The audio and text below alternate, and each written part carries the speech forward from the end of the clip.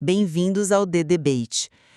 Geralmente, quando a gente fala sobre um diagnóstico médico, existe uma expectativa de precisão absoluta, né? Uhum, exatamente. Quase como na engenharia. Você cai, machuca o braço, vai para o hospital, o raio-x mostra aquela linha branca irregular e o médico simplesmente aponta com a caneta e diz, tipo, aí está a fratura. É uma coisa bem binária, sabe? Ou tá quebrado ou não tá. Exato. Você engessa, espera e cura.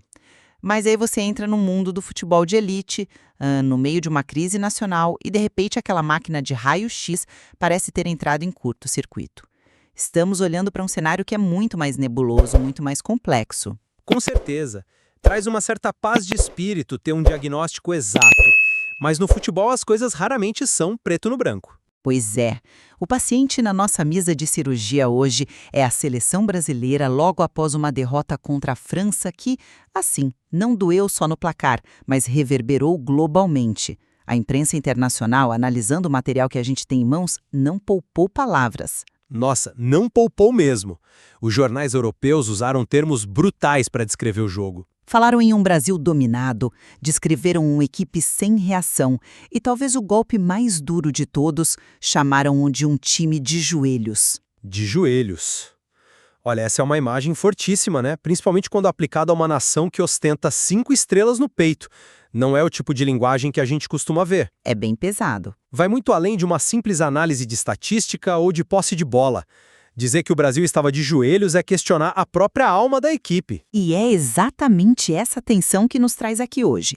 A grande questão é: o Brasil perdeu o respeito mundial devido a uma falha sistêmica, uma falha tática da atual comissão técnica sob o comando de Carlo Ancelotti, ou estamos diante de uma crise muito mais profunda? Uma crise de identidade, né? Que questiona aquele status clássico de país do futebol. Isso. Para deixar minha posição bem clara desde já, eu sou totalmente a favor do argumento de que essa crise é, na sua raiz, puramente tática e estrutural.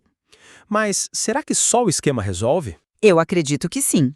A dura realidade exposta pela mídia internacional é o sintoma clássico de um time sem padrão coletivo. O peso de um nome gigantesco como o do Ancelotti não é suficiente sem a implementação de um esquema de jogo sólido. Entendo. Mas Só para fechar o raciocínio, o problema que vimos contra a França não é a falta de vontade dos jogadores, é a ausência absoluta de um sistema que os potencialize. Sem tática, o talento simplesmente morre de inanição. olha, eu vou ter que discordar dessa premissa. Porque para mim o buraco é bem mais embaixo. A questão vai muito além da prancheta e das setinhas no quadro negro, sabe? Você acha que é comportamental, então? Totalmente. O problema central é comportamental e de identidade. A postura letárgica do time contra a França, aquela incapacidade de reagir, mesmo quando o Brasil teve alguma vantagem no campo, expõe uma equipe sem pulso. Mas o brilho individual precisa de uma base tática? Mas a gente viu uma dependência crônica do brilho individual hoje em dia. A seleção brasileira vive do nome e de um passado que não se sustenta mais na prática. É por isso que a nossa própria alcunha de país do futebol está em xeque. Não é falta de esquema, é falta de fibra. Tá, eu entendo porque a imagem de letargia atrai essa leitura comportamental.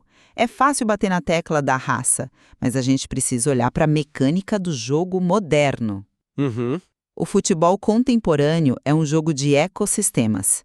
A dificuldade absurda do Vinícius Júnior na seleção, num contraste quase gritante com o que ele joga no Real Madrid, é a prova empírica disso. Mas você não acha que... Espera, deixa eu concluir. Isso prova que talentos individuais minguam num ambiente taticamente disfuncional. Quando a imprensa chamou o Brasil de dominado, esse domínio foi espacial, foi posicional. Sem linhas de passe claras, qualquer jogador parece apático. Uma espécie de sobrecarga cognitiva, você diria.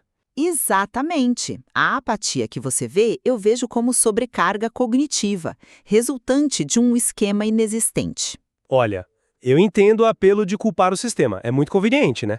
Porque tira o peso dos ombros de quem está lá dentro do campo ganhando milhões e vestindo a camisa mais pesada do planeta. Não é tirar o peso, é entender o contexto tático. Mas a postura que o mundo inteiro testemunhou não é só uma questão de sobrecarga cognitiva. É falta de indignação competitiva.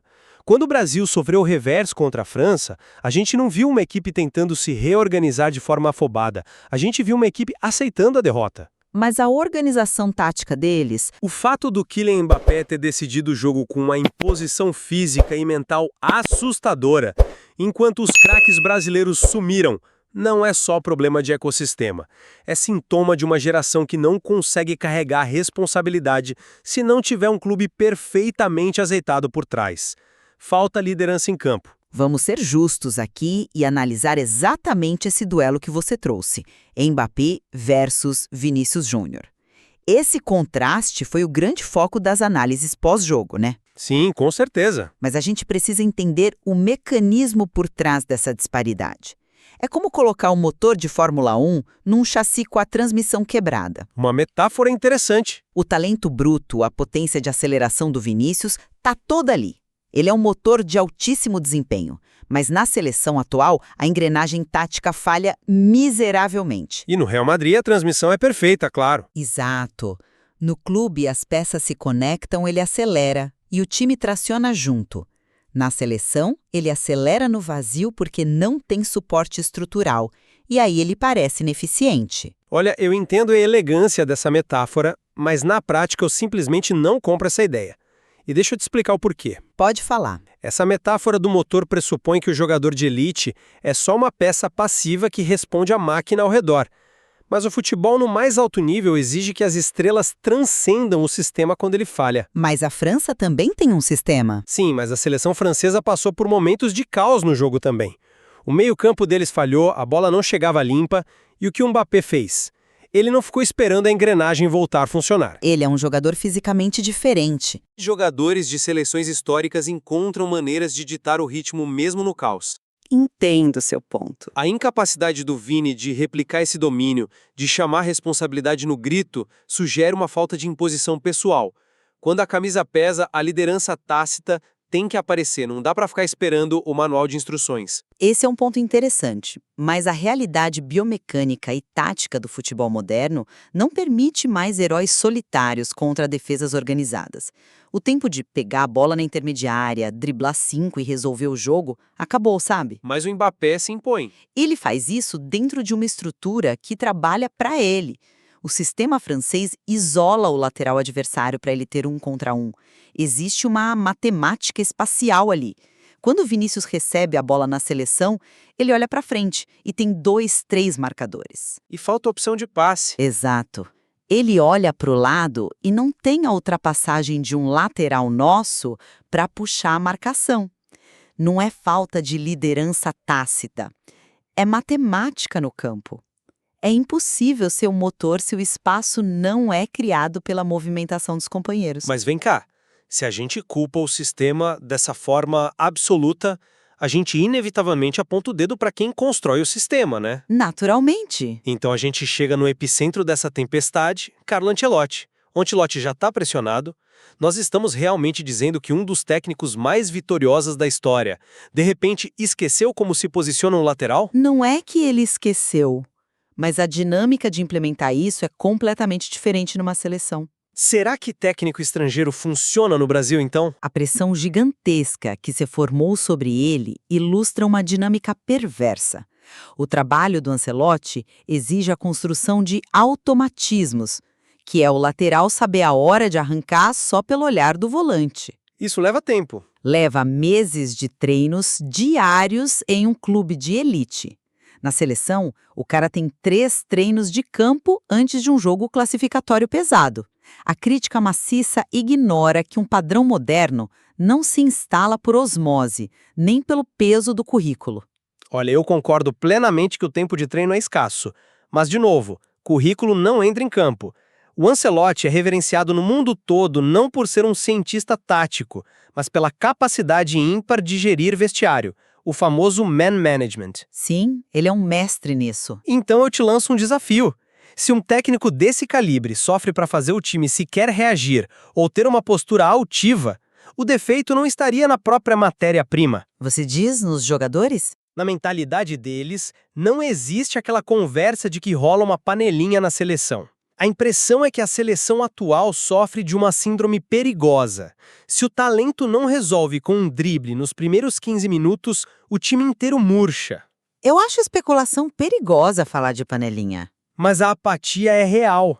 O Ancelotti parece estar descobrindo da pior maneira que não há esquema tático no mundo que injete sangue nas veias de um time apático. Mas você não acha que está confundindo a consequência com a causa? Essa falta de sangue nas veias que você menciona costuma ser o sintoma visível, a ponta do iceberg, de um time que não sabe o que fazer com a bola. Você volta para a questão do esquema. Deixa eu detalhar aquela ideia da sobrecarga cognitiva. Imagina o jogador brasileiro recebendo a bola. Na Europa, no clube dele, ele sabe que se dominar virando o corpo, o volante já está em posição de apoio. É automático. Ele não pensa, ele executa. Isso! Na seleção sem sistema, ele domina e tem que procurar o passe. Essa fração de segundo de hesitação diminui a velocidade do jogo. E essa lentidão é interpretada pela arquibancada e pela imprensa como apatia. Mas e na hora de reagir a um gol? O que você chama de falta de indignação, eu enxergo como falta de sincronia posicional.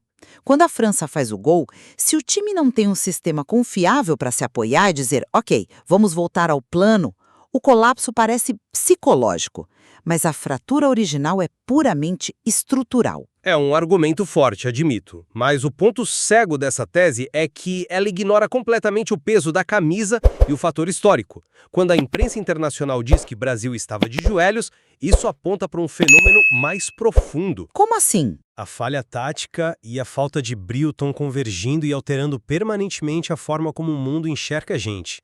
Historicamente, os adversários entravam em campo já derrotados psicologicamente. O famoso medo reverencial. Exatamente. Você viu os times no túnel antes do jogo olhando para a camisa amarela com medo. Havia uma aura de superioridade. Hoje, o fim desse medo é palpável. O Brasil perdeu o respeito mundial. Isso é uma afirmação bem forte. Mas é verdade. Quando um rival europeu vê um Brasil que hesita, que parece perdido, os caras crescem para cima. Eles perdem o respeito. A dúvida que paira hoje nas análises lá de fora não é se o Ancelotti vai arrumar o meio-campo. A dúvida é se nós ainda merecemos o título de país do futebol. O fim desse medo reverencial é inegável, concordo com você. As seleções não entram mais intimidadas, mas eu enquadro isso de forma diferente. Como? Os termos agressivos da imprensa estrangeira chamando de dominados são análises frias de uma inferioridade tática momentânea. Eles viram um time que não soube lidar com a pressão alta da França. Não é uma sentença de morte permanente. Você acha que é só uma fase? O respeito mundial não evaporou, sabe? Ele só está adormecido enquanto o Brasil não moderniza o jogo. A verdade nua e crua é que a Europa evoluiu absurdamente na última década.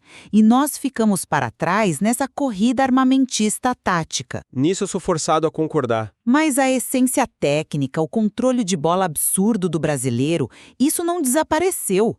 Assim que o Ancelotti alinhar um padrão razoável, esse talento vai fluir e o respeito retorna.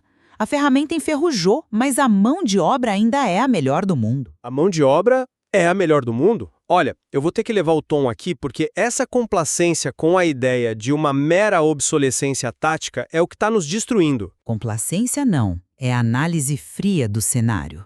A questão da identidade não se resolve ajustando a linha de defesa 10 metros para frente. O Brasil passou a viver de nome e história, e essa é a verdade que mais dói. Para que serve a técnica sem a alma competitiva? Para ser moldada por um técnico. Para que serve o drible se ele é feito para trás sem objetividade? Nós perdemos a arrogância competitiva que sempre tivemos. E veja bem, a própria ideia de que a gente precisa de um técnico europeu para nos ensinar a competir coletivamente já é um atestado de que algo profundo se rompeu. É uma mudança de paradigma. O país do futebol formava não apenas dribladores, mas formava líderes, generais em campo. Hoje, o que parece é que nós temos um elenco caríssimo de coadjuvantes de luxo, esperando ansiosamente que um sistema importado da Europa o salve. Eu entendo a sua frustração. É o reflexo direto de acompanharmos uma seleção que nos acostumou com o topo e hoje escorrega em fundamentos básicos. Pois é, Mas o talento puro precisa de um molde para ser eficaz hoje em dia. O que fica claro na nossa discussão é que ambos concordamos que a situação é crítica. A repercussão pesadíssima que lemos no material de origem não é invenção. é o reflexo de algo muito real. Exato. Existe uma desconexão inegável entre o nosso passado glorioso e a nossa capacidade de execução lá na grama no momento atual. A derrocada contra a França foi um divisor de águas. Eles nos testaram e nós falhamos no teste. Sem dúvida nenhuma. A gravidade da crise é o nosso terreno comum aqui. O véu caiu e a realeza do futebol está exposta. Mas, como a gente explorou hoje, continuamos em lados completamente opostos sobre a natureza do antídoto para essa crise. Com certeza. E qual é a sua conclusão final? Para mim, tática nenhuma vai salvar uma equipe que perdeu sua personalidade no caminho. Um time que se mostra de joelhos perante as primeiras adversidades de um jogo grande precisa redescobrir como competir. Eles precisam lembrar como se impor fisicamente e mentalmente. Sem depender de um salvador. Exatamente. O resgate da seleção passa pela mente e pelo brio, não apenas pelas linhas de passe do Ancelotti. Bom, e da minha perspectiva, o antídoto passa inevitavelmente pela prancheta e pelo campo de treinamento. A salvação do Brasil reside na paciência que historicamente não temos de dar tempo ao Ancelotti. Tempo é luxo no futebol. Mas é necessário para forjar um padrão moderno. É esse padrão que vai parar de desperdiçar nossos talentos. A confiança não surge do nada, ela é subproduto da organização tática. Só a tática restaura a confiança que se perdeu. O que deixa claro que compreender a dimensão das críticas que o mundo nos direciona exige que se olhe para dois lugares ao mesmo tempo, né? Para a evolução matemática do futebol europeu e direto para a alma da nossa própria cultura. Perfeitamente colocado. A complexidade do futebol moderno não perdoa diagnósticos superficiais. Retornando à nossa imagem inicial do raio-x, a fratura está lá, exposta. Mas se o que quebrou foi o osso estrutural do nosso sistema tático, como eu argumento, Ou o próprio espírito competitivo e a identidade da equipe, como eu defendo. é a grande questão. Caberá à história formular a conclusão. Conseguirá o Brasil colocar a casa em ordem e provar que ainda é o país do futebol? Ou esse raio-x mostra uma condição irreversível? Fica a reflexão. Obrigada por acompanharem nosso debate.